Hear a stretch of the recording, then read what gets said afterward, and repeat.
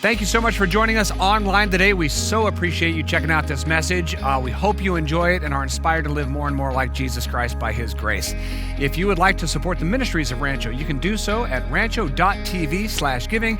Set up a giving profile and a reoccurring gift. We'd sure appreciate that. Enjoy. This is Mary Catherine Boucher. She is part of our Rancho Christian School administrative team, and she's not here to talk necessarily about the school, but about kids. This is a whole series on being forever young, and we're talking about the young generations and about how we can be young at heart as well. Yeah. So when we started this whole thing, I thought about you first. And you were on our schedule about a month before you even knew it. Because when we think about kids, your heart for children is contagious. We met about 3 years ago, and you talked about this incredible passion for kids, not just their education. A lot of times you hear educators, which you, lifelong educator, they think about, kind of academics, but you think about kids first, relationship first. Why is that? Well, a lot of reasons actually, but I think it just starts, as a child. When I was growing up, a lot of people poured into me, my mom and dad, they always put kids first. And that was kind of the model that I was raised up in is, kids are these precious gifts from God, right? I believe that they are just, they come right from heaven. They're little angels right on earth. And so I was just surrounded by people who always put kids first. When I went into education, I was blessed to be able to work with someone that was her philosophy. She put kids first in education when a lot of people didn't. A lot of people put other things first. And so I just try to live my life that way because they deserve it. They're innocent, they're young. Let's keep them little. Let's make their life full of joy and full of wonder and excitement, and put them first because they deserve it, They do deserve it. And, knowing your dad as well, your dad's a lifelong educator and you're a lifelong educator. So it's in the blood, it's in the bones that we're putting kids first. And you live that out even with your own kids. You've got 3 wonderful kids. Yes. They're all very young. They are. You're 4, busy. Almost 3, and 1. That is a very busy household. Pray for the Boucher household. Yes, but as an educator, the initial tendency is to say, okay, it's about the schooling, right? Yeah. And it is. You send your kid to school, you want them to learn something, right? But you lead with fun. Yes. When we first met, you said, I want kids to have fun. I want kids to love to go to school and have a blast when they're here. So outside of school, though, why is it so important that we have fun with kids? Yeah, well, a lot of studies show, and those of you that have been around kids just know, kids like to play. They like to imagine. They like to have fun. And it's so important. It's so good. I think I told this story last time, but this morning my daughter, woke up very early, as almost 3-year-olds do, and she wanted to draw and was trying to figure out how to draw a rectangle. And I don't know how many of you have drawn rectangles lately. It's not that exciting, right? 4 little lines. But in the eyes of an almost 3-year-old, it was the most exciting thing in the entire world. And for me, even though I was exhausted this morning, I got to see the world through her eyes. And I got to get excited about a rectangle, which is cool. It just kept me young. It kept me grounded. It kept me thinking like, okay, yes, the world is crazy right now. Everything is crazy. I'm tired. It's very early, but I get to see a rectangle through the eyes of an almost 3-year-old, and it was beautiful. She was so excited. It made her day that she figured out how to draw a rectangle, and that joy is contagious. Yeah. And why not want to be around that joy all the time and feel that joy, through kids? God just blessed them so much, and we get to feel His joy and His love just, by looking at a rectangle or looking at dirt for the first time or things like that, they just make everything so wonderful and beautiful. And that helps us as well, because when we get old, what's now called adulting, right? I love that. I really love it because it kind of says, all right, you're adulting. It's almost like you've lost your childhood wonder, and we've got to fight that because the adult world is, at times, it's serious. You've got to provide for your family. There's bills, there's schedules, there's responsibilities. So sometimes we can get a little stale, and that adulting kind of results in a life that's not full of joy and wonder and fun, right? So getting with kids, playing with kids, whether they're your own kids, your grandkids, or kids in the community. Yeah. Just get out there and have fun. I know. We talked about that. Even, at the grocery store, when I'm at the store with my kids, my son is very much like my husband. He will talk to everyone and anybody and loves to start conversation. And it's just all the adults and, that that engage with him when we're in the grocery store. If he comes and wants to show you this new dinosaur he just bought, the adults that talk to him and engage, like they just pour, whether they know it or not, they just pour God's love right into his little heart. And he gets so happy and so excited because, someone is interested in his dinosaur. Maybe that person's totally not interested in his dinosaur, but they, they pretended and they fed into him and, just poured into him. And that's so important, I think, too. It is. And it's really easy to just kind of ignore Harrison, yeah, right? You're walking down the aisle and you got your things to do, you got right? your to-do list going. You're adulting. Yeah, you're adulting. Right. But to look at a child who's playing with some little thing, to be able to engage that with parents' permission. Yeah. Well, yes. Don't be creepy. Don't be creepy. If you're taking notes, don't be creepy. But to notice the kids around the community. Notice kids in your neighborhood, right? They're not the bother of your neighborhood. These are just treasures of God that we'll see here a little bit later, right? And we see that in Jesus as well, that he wanted the kids to come to him. Yeah. And that shows us the heart of God, right? Yeah. For kids. And how does that impact our relationship with God? Yeah, I mean, it's funny, there's little kids over here earlier, and it just, I feel like it just kind of brings you closer to God when you're with them.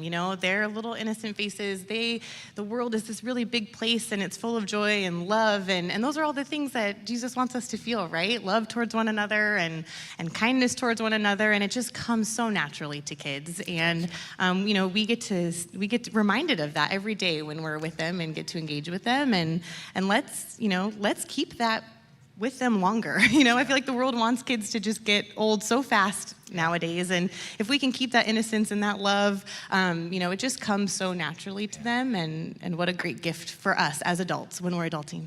Well, it does keep us forever young too, just to be there with them, and it's a lot of complication to try to keep kids young because social media is pulling kids into adulthood, faster than ever. Lots of responsibility and pressure, whether it's sports or school, and some of that is part of the process of becoming an adult, but I think we just have to kind of think and pause, say, are we robbing kids of childhood maybe a little too early? Yeah. And then are we robbing us of childhood as well? Right. So we'll be talking about that this month. So thank you so much, Mary Catherine. Appreciate it. Thanks for being here. There's another saying that is in our school circles as well, that playing is the language of children. Thank you, Matthew. And by the way, let's welcome Matthew to the team. He's our newest member of our tech team, and he does a fantastic job. All the lighting and stage is him, and he did all the tech for homecoming and Friday night, and then all the tech for the dance last night, and then he's here today, just killing it. So thank you very much. That's right. We appreciate you, buddy. All right, forever young, forever young. Let that kind of soak into your brain, seep into your heart, this vision of being forever young. It's not just about age, as we talked about, right? Some of the youngest people I know are in their 80s because they've got that spirit of youth. Some of the oldest people I know are in their 20s because they're crotchety and negative and grumpy, right? This is not about age.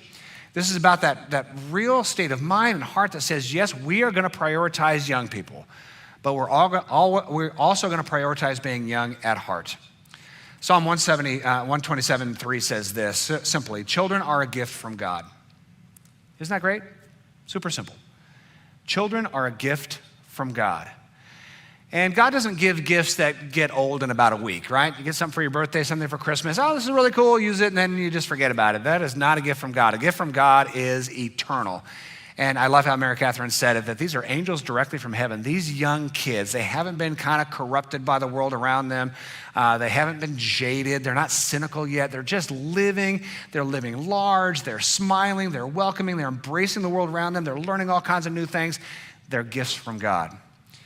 The other reality about a gift from God is that it comes with an investment because this is a treasure. It's a gift from God that is a treasure. You can see through the life and ministry of Jesus that you can argue there's nothing more valuable than children. Nothing more valuable than children. They're serious business to God. So I'm going to get serious for a minute because Jesus got serious about children here in Matthew chapter 18, verse 6. This is a pretty heavy-duty passage here about kids. Jesus noticed that the culture of ancient Palestine was not treating kids very well. They were not honoring children. They were shoving children to the side, even hurting children. So here's what Jesus said. If anyone causes one of these little ones to stumble, it would be better for him to have a large millstone hung around his neck and to be drowned in the depths of the sea. Jesus doesn't get threatening very often, but you mess with kids, he'll be on you. Now, this is hyperbole. You know what hyperbole is? It's a massive exaggeration to prove a serious point. Jesus spoke in hyperbole all the time. I think hyperbole is the language of heaven, right? Big exaggerations, and I am prone to speak in hyperbole, and sometimes people are correcting me for that. Hey, you got a little much there. It's like, it's just the language of Jesus. Do not bother me about this. So he speaks in broad exaggeration. So it's not like God is going to actually tie a 4,000-pound rock around your neck and toss you into the depths of the sea. Jesus is just simply saying, I'm serious here. Do not harm kids. Jesus spoke in hyperbole in the Sermon on the Mount. He says, if your right hand causes you to stumble, what? Cut it off. So he's not advocating amputating your own hand. Or if your eye causes you to stumble, what? Pluck it out. Kind of gross. It's hyperbole to prove a very serious point. So Jesus says kids are serious business. So let me get serious for a few minutes. If you harm a child in any way, you need to stop and you need to get help. Maybe you harm a child because of your own abuse. Maybe you harm a child because you've got some anger issues. You have some problems with yourself that lash out with the most vulnerable among us, and that is children. Get help. Call us, call a therapist. We have got armies of people to help people who are struggling. Do not harm a child. If you say terrible things to your kids, maybe because terrible things were said to you when you were a kid, things that are demeaning, you're bringing shame upon them, you're threatening them, you're verbally abusing children, you have got to stop. And again, that might come from patterns that you experienced in your past. That can stop. That cycle can stop. You don't have to pour those into children. You can get help. Call us. Set up an appointment. Call a therapist. We launched a therapy ministry here called Safe Harbor Counseling. They have wonderful therapists. You can get help. Do not harm children. If you yell at children, let's talk. Take a rough guess. What percentage of parents admit to yelling at their kids? Just take a wild guess. 50. Yeah, it's 98% admit it, which means there's a couple percent probably lying about it. So this is out of the Journal of Marriage and Family. This was done a little while ago, but it's got to hold true. 90% of parents admit to yelling at their children, and let me just tell you, it is completely understandable. Yelling at children is completely understandable. Because no doubt they frustrate you every bit as much as you frustrated your parents, and they probably yelled at you at times, right? Some of you probably more than others. Different people have different temperaments, and so yelling just happens in households. It just happens. In this article in the Journal of Marriage and Family, it says this, a couple of quotes. Yelling overpowers children, especially when they're young, right? Overpowers them. Here you are, this big adult, and you've got a big voice and an imposing frame, and you're their parents, so you have all the authority in the world, and you're yelling at kids. It can really overwhelm them, overpower them, make them feel frustrated and angry. And what can happen, again, a quote, is that after a while, kids become immune to being yelled at. So at some point, you yell. At some point, it doesn't even mean anything anymore, and now they're a little older, and they're a little bigger, and so they start staring you down, and the yelling has no impact. And so you might yell a little more to try to get, them to react to you, to take you seriously. And it's just kind of a cycle that frankly doesn't do anything positive. There is zero indication that yelling does anything good for anyone unless there's a piano falling from the sky that's about to strike them dead. There are only rare times where yelling actually does any good, but really never in the context of a family relationship. Whether it's parents to kids or mom and dad to each other, it doesn't do any good. Yelling can also make the parent feel worse. One parent said, quote, I feel sad and out of control when I'm yelling and I'm mad at myself. When we yell, we are really not heard. Any words coming out of our mouth aren't heard. It's just the shouting. It's just this noise coming at us. It doesn't do any good. So a couple things about this, and I'm really wanting to be gracious here because virtually 100% of parents yell at their kids at times, some more frequently. Some families have generation upon generation of yelling and yelling and yelling. One passing it on to the next generation, it becomes an art form, right? And so I understand it. I understand the frustration of being a parent. I understand yelling is ubiquitous. It's everywhere. It's all over the place. But let me just tell you this. You don't have to yell. You don't have to yell at anybody about anything. You don't have to do it. Now, I grew up in a household of yelling. I remember some of my earliest childhood memories were terrible things being screamed at by my parents. And so I understand growing up in a household of yelling. I understand a culture of yelling, shouting, throwing things. I mean, I was in a household that was fairly dysfunctional, so I get it. When I met my wife and I understood that she was born to be a mom and we were going to have a bunch of kids, and I didn't feel as though I had the tools to be an effective parent. I just didn't think much was kind of passed on to me, and so I didn't think I had much to give to my kids. So I had to make some commitments in my own head about what kind of person I'm going to be to my wife, what kind of dad I'm going to be to my kids, and there was a lot going on up here that I had to deal with before I got married and before I had kids. One of the commitments I made, and this is just personal to me, is that I would never yell at my wife and never yell at my kids. And I'm telling you, it has been a difficult journey at times, but in 28 years of marriage, I've never raised my voice to my wife once. She's never raised her voice to me once. 24 years of parenting, I've never yelled at my kids. They've never yelled at me. I'm saying that because that's the only thing in life I have mastered. I have mastered nothing else. I'm not kidding. That's not hyperbole. I've mastered nothing else in life. We could talk for 16 days straight about all the things I'm really working hard on, all the things that I've got to improve, but I have mastered only one thing in life, and that's it, is that I don't yell. I want to yell. Let's just say something happens. I'm just pulling a story out of the air. Let's just say I got a new truck. I was out of town, and someone in my family caved in the side of my new truck before I even got to drive it once. Let's just say that happened. Just pulling a story. I mean, you want to, I didn't have a day with that thing, hypothetically. I talked to the person who hypothetically might have done that after last service, and she said, you know, I told you about that in a large group setting, so, anyway, very strategic there. But you want to yell at times, right? Because your kids didn't do their chores for the 100th time in a row. They broke the thing and they just did something dumb, and they didn't make their bed, or they disrespected you. Listen, I understand the want to yell, and I also understand the reflex of yelling because it is physiological. Yelling, I think, is mostly physiological, and here's how it happens. There's a stimulus, a chemical reaction, and yelling. It is physiological. The stimulus is caving in the side of a truck before I got to drive it, right? That's the stimulus. There's an immediate release of adrenaline. It's a chemical thing, floods your body, and you are fight or flight. I feel it right here in my chest, and that usually results in yelling, as you've got this stimulus, adrenaline, and yelling. And it happens like that, right?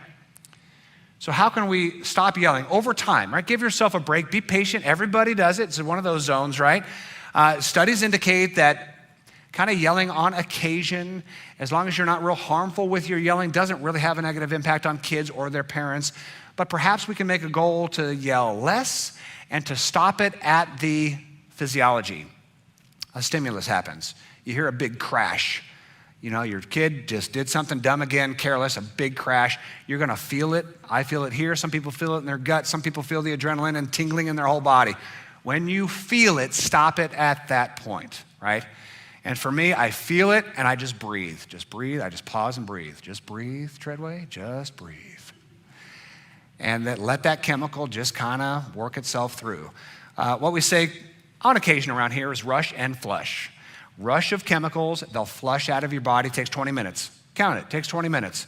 The rush of adrenaline, give it 20 minutes, it is completely out of your body, and now you can say, hey, can we talk about that truck situation? And you're a little more even, and you're not hurting each other with words or yelling in imposing ways. Proverbs 15:4 puts it this way. Gentle words are a tree of life, but an angry tongue crushes the spirit. That's particularly true of children when they're young. It's understandable we can be frustrated. It's understandable there's a rush of chemicals. It's understandable there could be yelling, but that kind of angry tongue crushes the spirit. Now, an apology helps, a hug helps, all that helps, but let's maybe walk a journey of yelling less, because these kids in particular are treasures of God. They're treasures of God. So children are a treasure to God. Let's treat them that way. Let's treat them that way. Jesus showed us just how much of a treasure children are to God in several interactions in the New Testament, but I like this one in particular. In Luke chapter 18, Jesus is really at the top of his ministry, top of his game, right? He has got thousands, maybe tens of thousands of people following him from the north and the south. He is known as a man of great wisdom, of great power, this incredibly freeing message of God's grace and love and forgiveness, this image of the kingdom of heaven being established here on the earth, and tons of people, thousands of people flocking to him. And all these families are wanting to bring their kids to him. Some of it was about a formality. At the time, it was a formal thing for let's say, a person of esteem to lay hands on a child, maybe pray for the child, hold the child. So there was things that were kind of formal, but there's also some informality about this as well, as children were kind of flocking to Jesus just to be around Jesus. But the disciples, the followers of Jesus, were essentially following the norms of ancient Palestine, which says children are a bother. The only people that cared about kids were the parents of the actual kids. Everybody else was a bother. And that was just culturally the way it was. Adults were the only ones taken seriously in the public squares. Kids that were running around were considered to be annoyances. And so the disciples did what they were expected to do, and that is protect Jesus from the children. Because the children would have got in there and they would have walked by the adults and they would have kind of made a mess and they would have distracted Jesus. And no, Jesus, right? The rabbi Jesus, the esteemed one, cannot be bothered with children. The master, Jesus, cannot be bothered with children. The Lord Jesus, the fullness of divinity, the one who holds the power of heaven itself, he cannot be bothered with children. People were bringing children to Jesus to have him hold them and pray for them. When the disciples saw this, they rebuked the children. Get away from him. They rejected the children. Keep them at a distance. But Jesus called the children to him and said, "Let the children come to me and do not hinder them, for the kingdom of God belongs to such as these." Isn't that cool? So the scene is hundreds, maybe thousands of people around Jesus, and he's doing all the adulting, right? He's teaching and he's guiding and he's discipling, right? He's imparting the kingdom of heaven to the world, and yet all these kids are around the edges, and the disciples are saying, no, and Jesus essentially pushes aside the adults and says, "Let the children come here. Let them come here." He welcomed them. Children were not an interruption. They were not pestering Jesus. Jesus put his focus on children. And so we should as well, right? As followers of Jesus, as the church of Jesus, we should have that same kind of priority. But in church life, it is kind of hit or miss. Sometimes, churches are kind of bowing to the wishes of the adults because the adults pay the bills or whatever, and so the children are kind of put to the sides. We can't do that. Even to the point of reversing this. How about a church community that says, we will minister to, care for, teach adults, connect adults, empower adults to advance the mission of Christ, but can we also say the mission of Christ is the children and youth? And for us adults to be able to say, you know what, we'll go without this little thing. Let's give this to the kids. Let's give the children the best. Let's welcome the children. Let's create this environment for kids, right? That they can come and be welcomed and they can be played with and they can have a blast, because that's what Jesus wanted with the children. That's what he wanted to participate in. That's what we should want as well. Some good news for Rancho is we've been around for 52 years, and I could say from experience, because I've been here all 52 years, minus one, we are a church about kids. We're a church about kids. When I was about 11 years old, give or take, we lived about 2 blocks from the original church campus. And my household, as I mentioned, was fairly dysfunctional. And this was a hillbilly community. It was just dairy farms everywhere, one stop sign, and that's about it. That's called Rancho, California at the time. There was nothing to do, except that church, Rancho Community Church on the hill, opened their doors on Tuesday to kids. So I rode my bike there, walked in the door, and there was a ton of adults playing with kids. And where did we meet? Did we meet in some dingy, dark, nasty little youth room in the corner of the church? No, we met in the sanctuary. Remember when these places used to be called sanctuaries? The sanctuary. This was like the Holy of Holies. And it was brand new. It was just built. And Rancho at the time was an older, traditional church. I mean, they had hymnals. You don't even know what a hymnal is. There's hymnals and a song leader waving their arms with a robe. I mean, that was the old Rancho church, right? And yet they opened their sanctuary to middle school kids. And what did we do? On the altar folding our hands? No, we played. We played dodgeball. We played basketball. We played floor hockey. We played over the line. Anything you could possibly play. The chairs were cleared out and we just played. Now, when it came to the Bible study, I would ditch and go away. But eventually, I began to realize that these adults really do care for us. I began to be thankful that, wow, they're opening this beautiful, best campus in the valley at the time, and they're inviting kids into play. So I started hearing the message. I started staying around. I started saying to my friends, hey, we're going into this little Bible study thing. Why don't we stick around? Because I was so impressed with the idea of being loved and accepted and cared for by these people. They didn't know me. I wasn't in their family. They just decided to serve the kids of the community in that way. And so over time, I got kind of roped into leadership in youth group. I was asked to lead middle school, and I said, sure, I'll do it temporarily, right? But then I got hooked, and so my whole career path was turned to youth. I was a youth pastor. Steve Solomon was at Sunridge. I was here, and we did youth ministry for 15 years as friends and partners, and we still use that sanctuary for a lot of stuff. We had a lot of fun in that sanctuary. We built an aerial ropes course. We drilled holes in all the rafters, and we built an aerial ropes course 25 feet above the sanctuary, and kids were playing up there in the rafters. They had harnesses on. It was safe-ish. We built rock walls in the back. We shot off rockets inside the sanctuary. We had motorcycles in there that scarred up and just skid marks on all the sanctuary carpet. One time we used the holy hand-carved communion table as a platform for a game. I thought I was going to lose my job. Elder said, why don't you just not do that again, but have fun? Seriously, it was incredible what we were able to do in that sanctuary, and we made a mess. You go there right now, it's right up the hill over there. I could show you the scars of 15 years of ministry in that sanctuary. We've always been about the kids, always been about the kids. And then what we did as a youth group is we said, hey, there's this older church. They need a lot of help from us, and so we were able to buy all the technology. The youth group bought the sound system, lighting system, video system for the big church. We brought in modern music to that church, and the youth group began to change the church to become younger, to have this forever young kind of mentality. And I'm telling you the same thing's happening right now.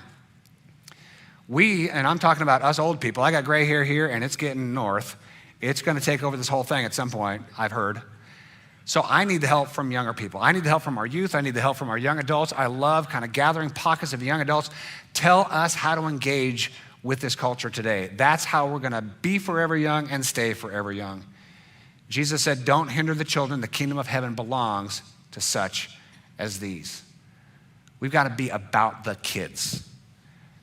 Because a lot of the world, I think, has them kind of marginalized as we do all of our adulting. And there's a lot of serious adulting to be had, right? We have got jobs and bills, and we've got politics, and we've got global affairs, and we've got news to watch, and we've got opinions to have, right? There's a lot of serious things happening. So sometimes kids can sort of be at the margin. Jesus says, let them come. And have you ever seen children who are held back to play? Have you ever seen them when gates are up and you go, they are running and they are excited? That's how they came to Jesus. Disciples are holding them back, and Jesus says, let them come, all right? And here they come flocking to Jesus. And that invitation is still very much alive today.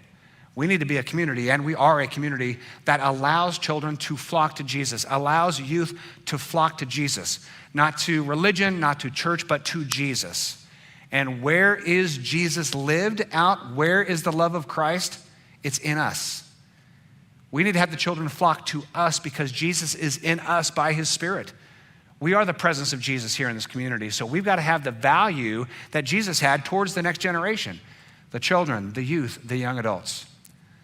But it's not just about the young generation and age, it's about what Jesus said next. That the kingdom of heaven belongs to such as these. The kingdom of heaven doesn't just belong to the young of age, it belongs to the young at heart. So what does it mean to be young at heart? 3 things came to my mind. Humility is one. To be humble like a child. Children are very humble, especially when they're younger. They kind of get a little arrogant, about the age of 13, 9? But when they're young, they're humble, right? They know they have a lot to learn. Mary Catherine's 2-year-old learned rectangles this morning. That's really cool, right? They know they have a lot to learn, and when they do learn something, their eyes are wide open. They're very excited about that, right? That's what it means to be humble. When we do all of our adulting, there's not much humility in that. Our brains literally get harder as we get older. And that's not only physiological, that is metaphorical. We get to be harder people the older we get. And so we kind of define victory as, well, I'm a this, I believe that, I'm a Republican, I'm a Democrat, this is my politics, this is my beliefs, this is my religion, and we just get stuck and we get rigid as though we have nothing more to learn. We have nothing more to learn. That's not being such as a child. We need to be humble. We need to say, you know what, I know nothing. I've got to tell you, the more I believe I know nothing, the better off I am, truly. Now, there's a couple things I hold on to. I hold on to following Jesus. I hold on to the Word of God reveals Jesus. I hold on to some things that are really my life. But I'm not going to hold on to much more. Because the longer I live, the more I know I don't know. And the more I realize that being humble like a child with so much to learn is a much better place to be. You're less angry, you're less frumpy, you're less judgy, right? And you start really learning to love life when we realize we're humble. Similarly, being open. Children are open. They're open to all kinds of new ideas. I still have a youngish one at home in middle school, and almost every day she'll come home from school and say, did you know? She just discovered some cool thing about science, about how the earth works, about history, about geography, about the cosmos. Did you know? And she's like very excited. I learned something new at school. That's really cool. Like, hey, and she's just got this excitement and wonder. She's open to learning, right? We need to be open to learning, open to growing, open to read something outside the box, open to an opinion that someone else has. If someone is different than you and believes something different politically or religiously, get to know them, ask them questions, learn from them. Don't have this hard-brained adult kind of, a hardness about you that just doesn't want to learn or be open to new ideas. Learn and grow, experience the wonder of openness, and then trust. When Jesus said, let the kids come, they just flocked to Jesus. They just ran to Jesus. They just trusted Jesus. And this is something I've got to work on a lot because I could tend to be in my own head quite a bit. I tend to be a little bit cynical. I do a lot of eye rolling. I've been around church world a lot. I'm like, yeah. I've got to be more open to the simplicity of just simply following Jesus, the childlike wonder of following Jesus. Because I got a lot of questions in here. Sometimes I got a lot of doubts in here. Sometimes I'll read something, even in God's word, and go, I just struggle a lot with stuff, just the stuff of the metaphysical, of the invisible, right? For me to trust is to trust Jesus and have him be the very center of my life in a very simple and childlike way. Just enjoy following Jesus. And the other stuff then just becomes kind of this playground. It's a playground of ideas. It's a playground of God's word. It's a playground of just learning from other people. But the solid, rudder of my life is the simple trust. I trust Jesus like a child. So I want to encourage you to welcome, prioritize, play with, teach, and care for children. It starts in your own home with your own kids and grandkids. But it might go beyond that. Just how you interact with neighborhood kids. They're not a bother in your neighborhood. They're treasures of God. How do you interact with them? Can you get to know the kids and young people in your neighborhood? When you're walking around town, how do you engage with children and young people? Sometimes we just go right by them as though they don't even exist. As Mary Catherine said, when this little Harrison engages an adult in the grocery store, his eyes light up, right? How do we engage children and young people just around town? Do we take them seriously? What's up? And they'll make fun of you for saying, what's up? But engage them. Look them in the eye. Take them seriously, right? They're treasures of God. And then stay forever young. Stay forever young. I love what the psalmist says in Psalm 71:18. Now that I am old and gray, don't just let me go. I want to talk about your power with this new generation. So here's this older psalmist, right? Gray hair, getting old. He says, I don't want to fade. I don't want to just fade away. I want to be in the game with this new generation. I don't care how old you are in this room. Don't fade away from the new generation. Engage them. Little pitch, forgive me, volunteer with children's ministry and youth ministry. We've got this amazing movement of kids and youth going on here. We had more kids on Wednesday night than we had pre-COVID. We had more kids, youth on Wednesday night than we had pre-COVID. And we don't quite have enough adults. I promise you, this series wasn't invented to get you to sign up for children and youth. But if it so happens that a couple of you sign up, we will take you. And that will help keep you forever young. The more you play with kids, learn from kids, be around kids, the better you'll be, the more alive you will feel. So here's what's coming up at Rancho. We are remodeling a whole new youth room for Sunday mornings next door. We're remodeling a whole new children's room next door for children. Wednesdays, we just gave this campus, this building to youth. They get the best tech, the best venue. Wednesdays, we'll take over the entire West Campus for children. 2 of the best, biggest rooms with the best, biggest tech for children. Giving the kids our best is what we've done for 52 years, and we will keep doing that. We are about to embark on an incredible journey of building what we're calling Central Park. And I'm just giving you a few ideas. These are very early, but I think some things like this are going to come. Just really cool kind of ropes areas and obviously play areas for kids of all ages. I think we're going to make this happen. We're this close. It's a 50-foot tall, 5-story tall climbing structure, rope structure, no harnesses, no ropes, 50 feet tall. I read an article that it was safe. But we're going to send the kids up first to see. We're going to build not so spacey, but something like that outside, a big mound, all kinds of slides going on. We're going to have so much fun out there. And let me tell you this. Central Park is not only going to be for children, it's going to be for us as well. My vision around here, and this might just be crazy, my vision around here is that Sunday mornings is a youth group for youth and a youth group for adults. That we come with our kids, and whether you have kids or not, we just come and we are kind of childlike, and we say, we are going to come to this place and we're going to enjoy our walk with God. We're going to enjoy just running to Jesus and trusting in Jesus and following Jesus. We're going to enjoy pouring into the next generation, so have great food out there, tons of shade areas. Thank God for that. We've been waiting a long time for that. Kids areas, youth areas, basketball, sand, volleyball courts. And it's going to be open on Sundays, just open to the community. And the community, I'm very sure, is going to enjoy that whole place. It's open on Sundays. And 3 times a Sunday morning, we're just going to happen to have worship services in here. Come here if you want. Come inside if you want. Don't if you want. Let's just come here and play together and celebrate together, enjoy God together. Some will stay out there all morning. Some will come in here. All good. Let's play. Let's play with kids. Let's prioritize kids, and let's play as adults. Let's enjoy this place. There's a lot of serious things going on out there in the world, and I don't want to minimize that. There are serious issues and serious priorities, serious biblical priorities out there. But I'm telling you, when Jesus says, let the kids come, and by the way, being childlike is for all of you. Let's have that experience here on Sunday mornings and Wednesday mornings, and let's pour this out wherever we happen to go throughout the week. Does that sound like fun?